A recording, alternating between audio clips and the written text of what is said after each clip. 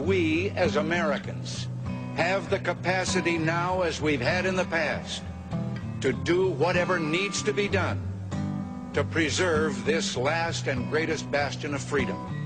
Government is not the solution to our problem. Government is the problem. We are a nation that has a government, not the other way around. And this makes us special among the nations of the earth. Our government has no power except that granted it by the people. From time to time, we've been tempted to believe that society has become too complex to be managed by self-rule, that government by an elite group is superior to government for, by, and of the people. Well, if no one among us is capable of governing himself, then who among us has the capacity to govern someone else? It's not my intention to do away with government. It is rather to make it work. Work with us, not over us. To stand by our side, not ride on our back. Government can and must provide opportunity, not smother it. Foster productivity, not stifle it. It is time for us to realize that we're too great a nation to limit ourselves to small dreams. Those who say that we're in a time when there are no heroes, they just don't know where to look. Can we solve the problems confronting us? Well, the answer is an unequivocal and emphatic yes.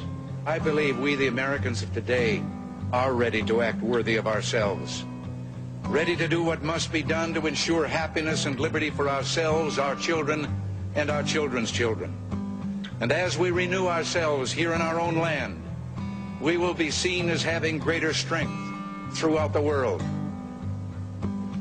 We will again be the exemplar of freedom and a beacon of hope for those who do not now have freedom.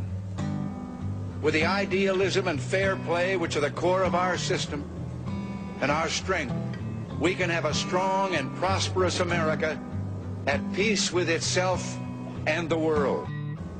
If we look to the answer as to why for so many years we achieved so much, prospered as no other people on earth, it was because here in this land we unleashed the energy and individual genius of man to a greater extent than has ever been done before. Freedom and the dignity of the individual have been more available and assured here than in any other place on earth. The price for this freedom at times has been high, but we have never been unwilling to pay that price. The crisis we're facing today does not require of us the kind of sacrifice that Martin Treptow and so many thousands of others were called upon to make.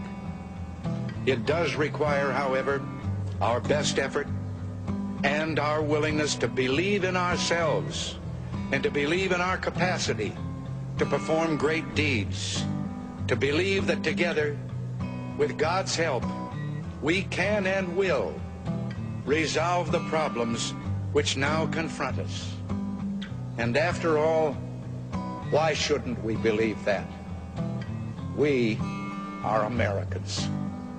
God bless you and thank you. Thank you very much.